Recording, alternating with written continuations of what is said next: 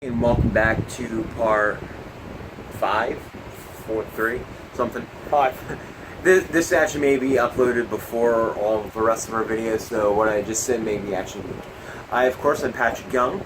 This guy to my right, I can only confirm is that I'm 20% sure he's not Mae Young's son as a hand, Joe Canuto. Thank you for that. These are throwback reviews for a week. Superbrawl 6. I think that was the name of the show. NXT TakeOver Rival. At the end of this, since this is our top show, we're going to actually do something special. We are going to pick the pay-per-views. Yes. As usual. But there's going to be every 10 shows. So 10, 20, 30. So we'll review both pay-per-views. Yes. Which makes next week's podcast a 10-hour tour. But this one was already 37 hours, so... Right, yeah, so... Actually, next week we're going to also film on Sunday. The Day of No Mercy, yes. too. So... To be fair, yes. Yeah, we could. So... But let's get to it, because I go first, because... Why not? Because that's 96, that's fine. Superbrawl 6, WCW. Hey, Bayfront Arena, St. Petersburg, Florida. Your commentators. Because there's a lot of side notes. There's more side notes here than our cabinet match. And I'm not a funny person. I'm cracking up a lot. Commentators Tony Schiavone, Bobby Heenan, and Dusty Rhodes. So this is an infamous show online for one match, which I'll get to later. It has more or less changed a good portion of wrestling due to a joke for Smarks and Smarks alone. But it didn't go well. Also shows the issue of work shoots. Other than that, Hogan versus Johnny in a cage. Is Savage for the title. Riveting, I know. Savage won, not that match, first one. Savage won back on Nitro, and this is like the 9th world title match between them. Not sure if that's an exaggeration or not. Let's get to it. I have no idea who the person is that got to do the voice over here, but he needs to stop. But it sounded like he was going for puberty. Totally unfair to let a guy that has to go for his voice change and do work like that. Tony talks about how you sell a feud in a cage. That's true, I guess. We had to have a cage match, and the one guy fell off a roof, right? Up first, Public Enemy versus the Nasty Boys. Now take note here, you fans, that want to learn how to be a technical master. This is going to be what not to do. It's a street fight, which means hardcore in WCW. Yes. The Nasties are wearing tennis shoes. Why? Apparently so they can move easily. Sure, why not? Why not? We're already on the floor. The Public Enemy beat Heyman for a little while, but they'll be back. Sags. Jerry Sags wears Rocco out of a chair. There were some nice shots there. We bust down a table, and Rocco goes through it. You know, the Public Enemy move. But remember, WCW never stole anything from ECW. Pay no attention to WCW's ECW guys that don't understand your ECW stuff. Pay no attention to it at all, because WCW never used any ECW stuff. Simply misunderstood.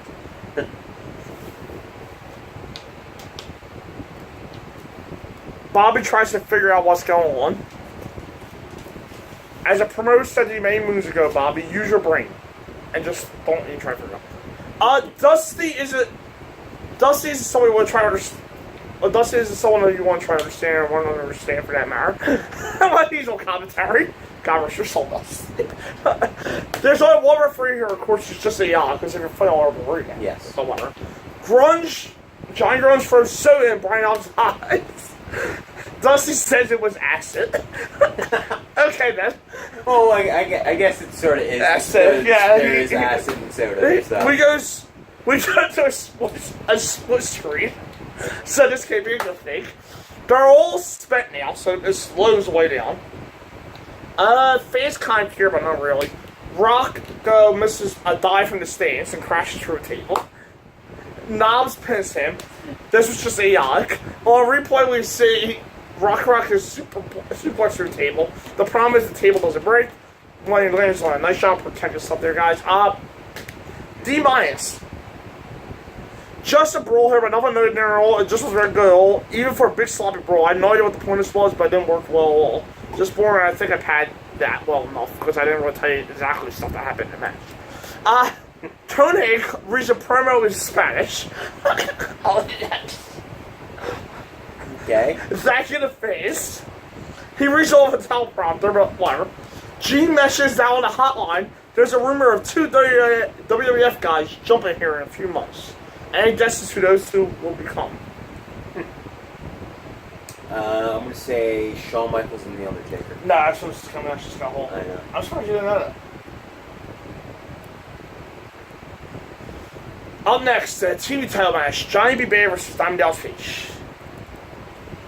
Hey, they're a spot lower on the card now. What I mean is, because for the last 3 pay-per-views, they were the 3rd match on the card. So now they're a spot lower. DDP. I wonder if the WCW put the team at OCD. Both 5-on-1 they're booking here like 7 years in a row. Yeah. DDP has nothing left. That's the storyline. But his money, so he's pulling that up here versus the girl and the title. Kimberly is more or less a cheerleader here. They have a massive check that just says cash on it. And cash. In capital letters. C-A-S-H. It's so beyond stupid I can't fathom it. You can see someone that looks a lot like Linda Hogan in the crowd. that was important. A woman looks like Linda Hogan sitting in the front. Probably was Linda Hogan. More than likely. Yeah. DC apparently usually had good chemistry in corner commentary, so that's true. I can live with that. Johnny first moved to the top, but they court. You know, this stupid rule in WCW. Johnny first moved to the top, but they, of course, entered the rules again saying that Johnny was on the apron and might not have been deliberate. I don't know. This is one of my favorite aspects of these matches. I can tell you there's excuses for these rule. Most of you. Johnny counters more or less everything Diamond does, which is pretty decent. I guess you could say. He crowds into this, so I can't complain much. Bobby makes a great point. Johnny's trying to win the money so he can hand it to Kimberly. Why? Why can't Johnny get in there? He's beating DDP like... Oh, my fault, this is their 5th match ever. He's beating him like 4 times now. And he can lose his title here. What can he get here? Kimberly's acting makes Kelly look like Meryl Streep.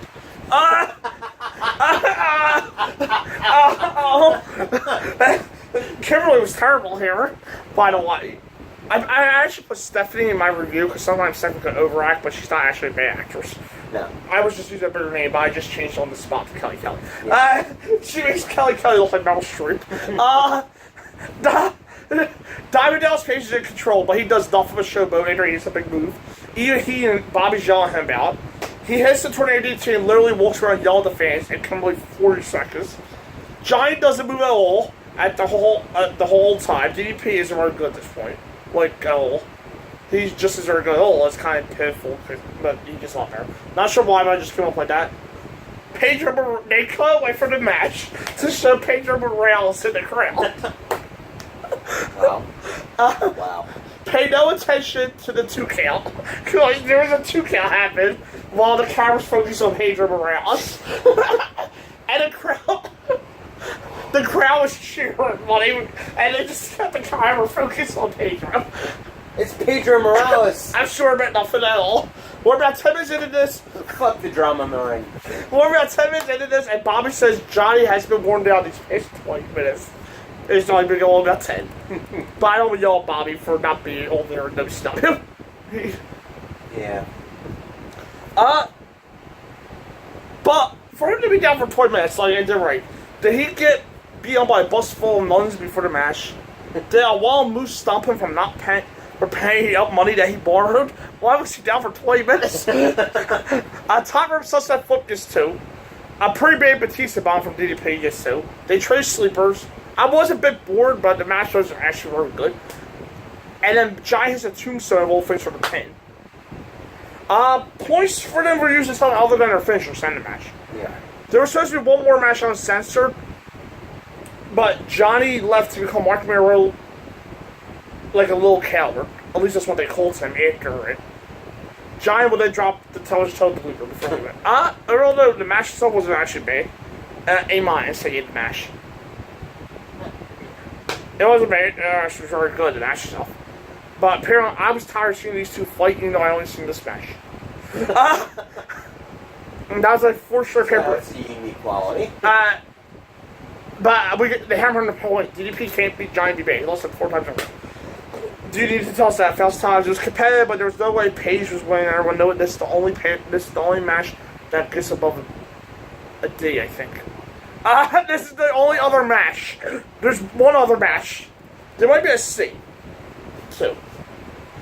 Excuse me, guys.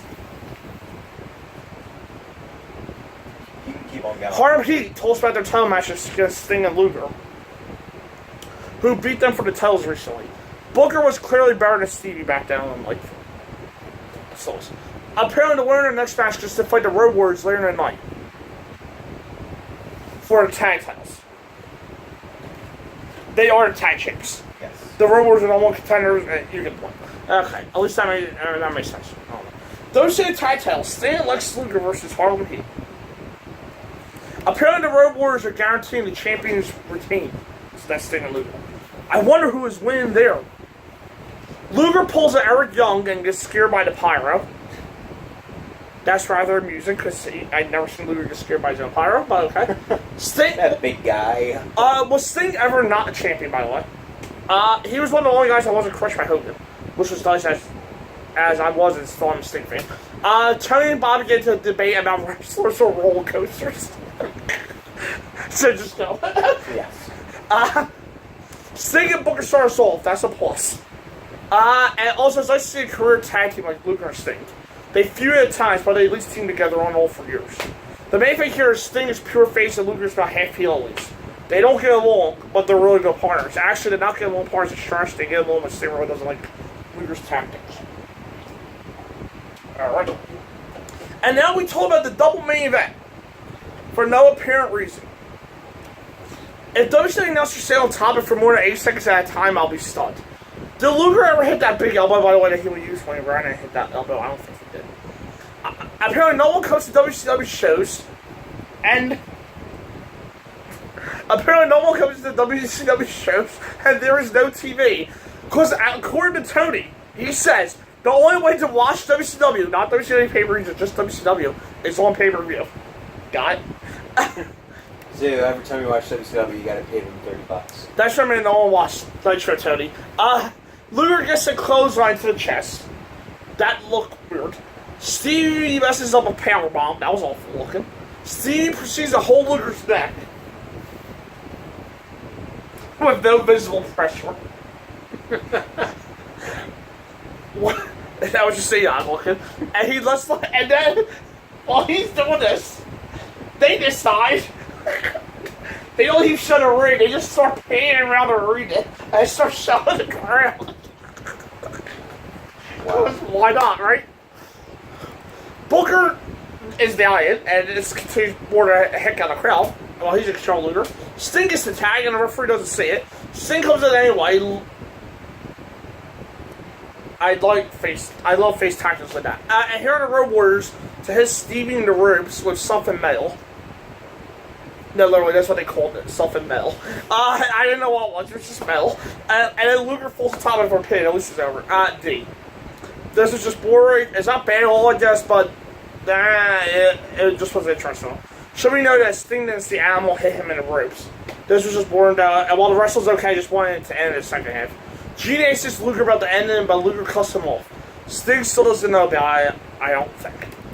U.S. title, Conan versus One Man Gang. Alright. Gang won the title and Conan took it from him in the Starcade. Here's your rematch. Conan actually cured at this point. And it was very apparent. He's moving all over the place at this point, doing all kinds of weird and big spots not working really well.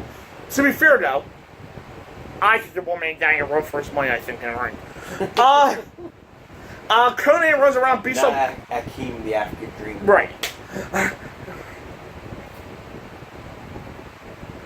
Conan runs around, beats up Gang for about 2 minutes. It's the first 2 minutes of the match. But Gang gets one shot in, and Dusty proclaims that Conan has barely been on offense after he dominated the first 2 minutes. That's just music. A side slam is called a side salto. Apparently, Gang has been called one of the best men, not big men, just men in the business for years. What kind of undiscovered years are those, Tony? Cody is sold well too here, which is talking about a lot of stuff. Let's now, for 30 seconds, we zoom out from the match and show the WCW NASCAR driver. Not only we can maybe don't go on the ring at the, not only we can maybe don't go on the ring at the moment. Yes. By the way, there was a WCW Motorsports as what? Gang takes the splash and pulls him up, and that should more or less seal this one. Gang goes to the middle rope, called a road top by Tony. And misses to 0. Look, he just was never going to hit Conan. I mean, and then also 0 reaction. Conan gets up and has a front flip on the Gang and pin. Well, that was bad. D-. Again, Woman Gang is a title contender. What the heck were they thinking? This was again just bad, and the crowd was down in Conan's career. Terrible match. The Road Warriors will get the tag belts tonight, apparently. That's what they said. Kevin Sullivan versus Brian Pillman. This is the match I was referring to earlier when I said there was a massive smart joke. This is a strap match where you had to get your opponents to say, "I respect you," into the microphone to end it. Fair enough. Pillman's first in the ring, and they have a very unconventional looking fight. It looks very dare I say, real. Pillman gets a few shots in, Sullivan gets a few shots in, and then Pillman runs over to the referee, grabs him like and famously says, "I respect you, Booker man." He then leaves.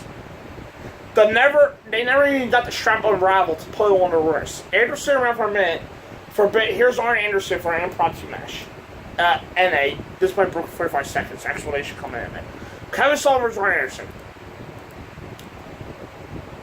Anderson's in street clothes here. Seeing him in shorts is weird.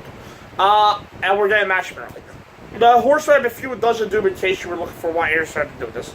And nothing else just put out Anderson there, so it makes sense. Anderson grabs the mics and has to stop himself from cursing. He beats the living tar out of Sullivan. And neither guy will say it. Flair finally runs out and says this doesn't even happen, saying they don't need to fight, more or less starting to alliance to end Hulkamania. Oh, God. Flair stated segment. Flair runs to Hogan leaves. D. Not even for the match. It's something totally unexplained to fill up 5 minutes. This is fine. I'm going to cut this very short to get to the explanation. Can't really blame them in an impromptu situation up. Okay, so what the heck just happened? In short, everyone, including Anderson and Flair, just got worked. Sullivan and Pillman cooked up this idea to have a shoot match and a shoot angle. This is back in the day where smarts were gaining accessibility to information via the internet. The biggest bit of news was that Sullivan was booked for WCW as he picked most of the matches that year. The fans shot out, so Sullivan and Pillman did as kind of nod to them. There was one problem, they didn't tell anybody else. To everyone but them, Pillman had just totally broke kayfabe on national television and walked out on match. Sullivan knew what was going on, but the announcers did, the fans did, the executives did, and the wrestlers did. They threw Anderson out there to try to pull Sullivan, make it look real and kayfabe sense. And I just sort of came out there because they didn't know what else to do, where he was the play ending of the match. Anyway, later that night, Pillman and Sullivan explained what was going onto the roster, and a few executives have screwed a lot of this over. Honestly, Sullivan let them keep going with it because it was about half his idea. So I think the next time Nitro, Pillman did another shoot. Remember this old play about console players realized in real life, but real one's still old playing, if you don't like to say. Where he says he wants out of his contract and be released. Here's where it goes insane. WCW released him. The very higher ups, as in the guys that handle contracts, didn't know that this was all playing, and the roster was in on it. Yeah, I think how Eric Bischoff explained it was, Heyman asked to be released as part of an angle against Pillman versus WCW, where Pillman would just go so crazy and, use cannibal, loose cannon Pillman. And he would go work for ECW and WWF, but eventually he would come back. Or he pretty much got his way of wanting out of WCW and worked Eric Bischoff in order to get that goal. Or it was actually going to be a work the entire time, so who knows what actually happened and what was supposed to happen. The thing was that Pillman had no problem with leaving. No, he didn't. And was in ECW like a day later. Yes. He hung out there for a couple months and then was in WWF free clear. Now Bischoff in his book claimed to know about this and was still playing for Pillman during ECW. But no one on Bischoff was our man for close to such a clean. No. Yeah. To be fair. And sure, I don't buy Bischoff on this for a second. Yeah. In that case. For one thing though, Sullivan had control over the Ulster product to the set, so it's not like that he will need Bischoff's permission for this. Also, with Bischoff still in town from ECW at the time, such as Conan, The Raw, Malenko, Psychosis, he is still right yet. To name a few. Something tells me there was no way Heyman would have been in the mood to let Bischoff have a favorite like that. No. As a worst shootout, this was one of the best ever, as even Flair Anderson blew it. I can't really say. Giant Jimmy Hart said they'll beat Hogan tonight. He's still not even on the mic.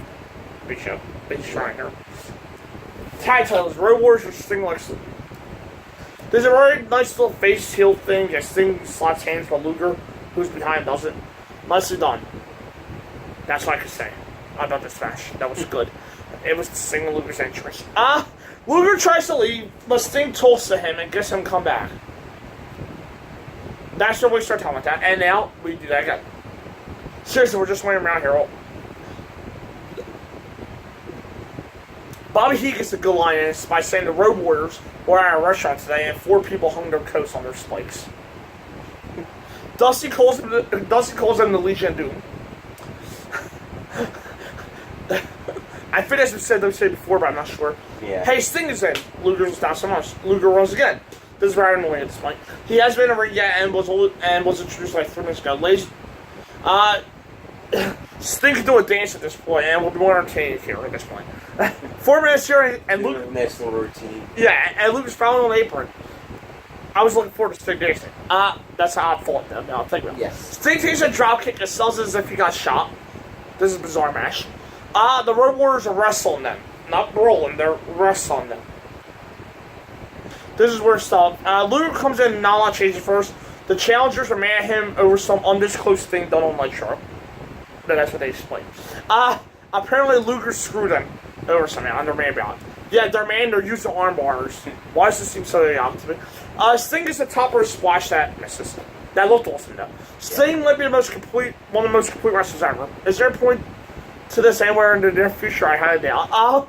We did a big brawl, and actually, there's a double DQ.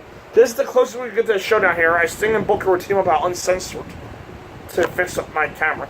Yes. To fight them in a dumb and complex angle, just terrible. Or you're going like almost out of the frame. F. What the heck was the point of this series? The Road Warriors were trying to wrestle. Yeah, I feel completely just terrible match overall and came up really badly. I was bored out of my mind for about 15 minutes, and that's rare for me. Flair says his usual stuff. His facials are, of course, great now. Savage's bad arm, which was good at World War III, is now bad again. Savage got the toe back into losing at Starcade, which isn't mentioned yet. The cage is lower. God rest her soul, what I'm about to say about Miss Elizabeth.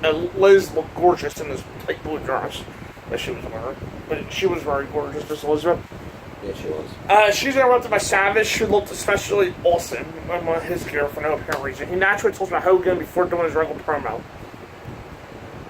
WCW World Title, Ric Flair versus... You have lust in your eyes, Hogan. WCW World Title... That was a terrible match, man. Ric Flair versus Randy Savage. Yes, Hogan goes on last ahead of the world title. For those of you that want to hear my TNA rants, this is where I had an idea probably he would do stuff like that, but that's for another time. It's TNA runs up on the network. Woman was also ringside, and she was over for. She was nice looking too, back in the day. Well, woman. To say Liz was gorgeous, that would be an understatement. Yes. Flair cuts a short promo, more or less like Savage, and say with me, he stalls. Savage goes down like a crazy man. Always good to see a character being black like himself there. Remember the top...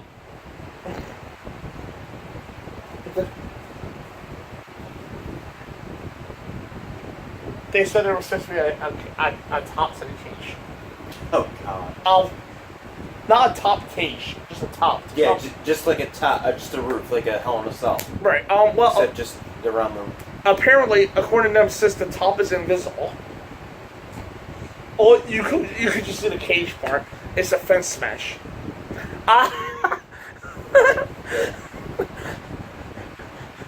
It's a cage smash. Yeah. Or a fence smash. And 2 minutes in, Flair punches the referee. Okay, then. Well, at least he's Flair, so it makes sense. Flair gets a backslide, but there's no referee. He backs up like 20 seconds later. What's their point out? I'm just missing they mentioned. They dressed like an old lady at this point. No. Okay, that comes before. They mentioned that there's no Benoit so far tonight. Good to know. Yeah, Okay. but there's no Benoit tonight, but we can have the Nasty Boys versus Public Enemy. And one man gang and a title match. Yep. And 2 Sting and Luger matches. Yep. No offense to Sting. but we can't fit Benoit, a horseman on the card. See what I'm getting at when I criticize Hogan's questionable book appearances? Guys like Benoit, one of the most talented workers of all time, can't make pay-per-view cards, seriously. They didn't break. Is there a referee shortage tonight or something? I don't know, because no referee came out at this point in the middle of my ring. That and this guy that's refereed like 3 matches so far at this point. Savage hooked the figure 4-4, which was nice toss. Almost. Never mind. For no apparent reason, Savage is going to win. Okay, no. Nice Savage. Savage goes to the top of the cage. Being the rocket scientist that he is, he climbs down and keeps the title. Naturally, doesn't jump down while he has the 10-second advantage. That feasible man could have managed to keep the cage himself. Nah, he could do something like that. Only an idiot would do something like that. Not Savage, nope, not him. He's top level head to do that. The match is already over and he's in the shower. Oh, of course, he jumps off Flair. Flair is control now, as I wonder what kind of crack most faces are on to be so stupid. Has there ever been an intelligent main event level face? I mean, just climb back down. Figure 4's like go again. This time by Flair. Are there any intelligent heels? Woman's yelling so loud, like louder than Melina. For no reason, while Flair's on office. Think about that for a minute, though, because Melina used to yell out. Yeah. Flair's bleeding. He's on office. And there goes his trunks. His trunks just fell down. Can we fast forward that part? Savage doesn't cover, and it's a clear 2 count, and they ring the bell. Wow. Did the ring announcer just release early to see Flair's trunks? Now, seriously, this can be the side. Dare I say... He climbs to the top, and they come down again. He needs to use tape or something. And now Savage and him on the top. Savage and him on the top rope, where he pales Flair from behind while he exposed. Oh my god. Well, I just said. Flair's exposed, I just say he pales him from behind. Wow. Flair pair. So Macho Man Randy Savage sodomized Ric Flair in the middle of the WCW ring. Savage, Flair apparently is energized by ramming his head into the cage. The door's open. The referee just opens the door. For no apparent reason, there's still a turnbuckle. The referee opens the door. Due to Flair's heavy bleeding, we then go to a wide shot of the crowd. When I say why, I mean you can see the second or third row on all sides. Woman throws power that misses. Liz turns heel by giving her shoot at Flair. As we get a nod to the main 8 ending, as Savage rolls Flair out for 2. A shoe shot to the face. A shoe shot to the face gives the title to Flair. Seeing Liz smile is worth it. Great to see the new champion's face in that wide shot, where you can see half the crowd. Yeah. Hogan comes out to chase the girls, write her own jokes, and goes into Flair and Anderson, who just riding down here with a cheer, but it doesn't work. Tony says nothing can be done but the cheating because it's basically a cage match. I thought it was a cage match, literally, but then again, I'm no professional. Overall, the match itself was excellent, A-. Style match here will legitimize it. It's no classic, like great classic that they have, but it's still excellent. But it's good indeed. Flair Savage had a tendency to prove that main event matches could be classic without Hogan being involved. I don't even know if Hogan could consistently beat them both for time. I wonder if there's a question there. Anyway, very good match. Hogan rants about Liz and has a one-eye bandage thanks to his shoot to the eye last week. He says he now has no guard on his blind side, though. Main event, the Giant versus Hulk Hogan. It's an old cage match. Yeah, we couldn't end on the great cage match. We need Hogan blasted. I hate Hogan. I really don't study. Giant's introduced as the man that literally returned from the dead at Halloween Havoc. The man that returned from the dead. Apparently he's Jon Snow now. Why can't no one learn the meaning of that word, literally?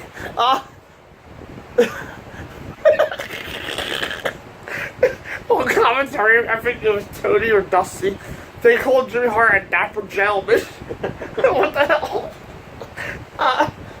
Alright. Loud Hogan sucks chase. Just ended the bell rings. That's just the reason. But remember, fans don't know what they want, and they really love Hogan this way. Seriously, what do you expect here? It's Hogan versus the Monster in a cage match. You know, drum sure.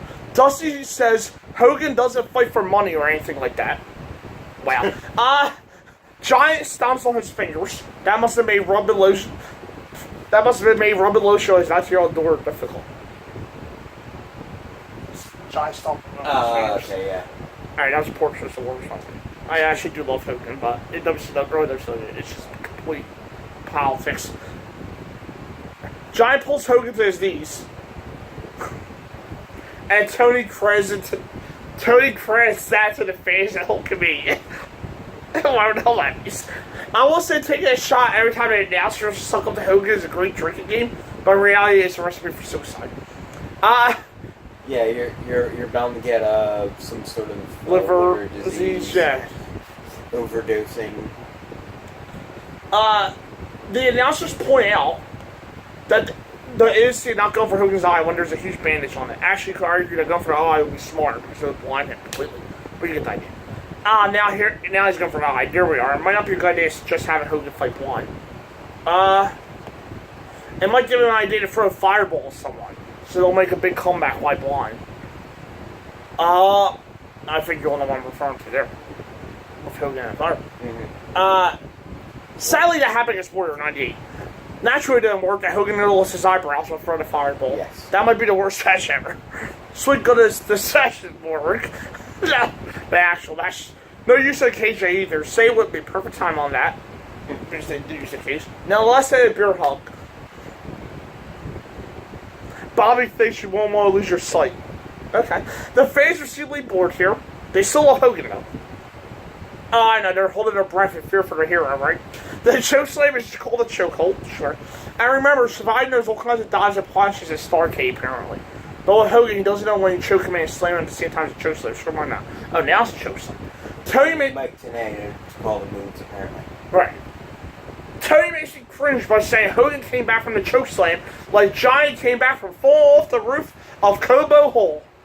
Yes, a chokeslam is equal to fall off a roof. Only in WCW. And Johnny sits up like Undertaker. Tony cracks up laughing. Why not? Great stuff there, buddy. They fight on the top rope. Johnny falls with a thud. And Hogan climbs over and we're done. I'll give my review, my final grade in the next video. Okay. Yeah.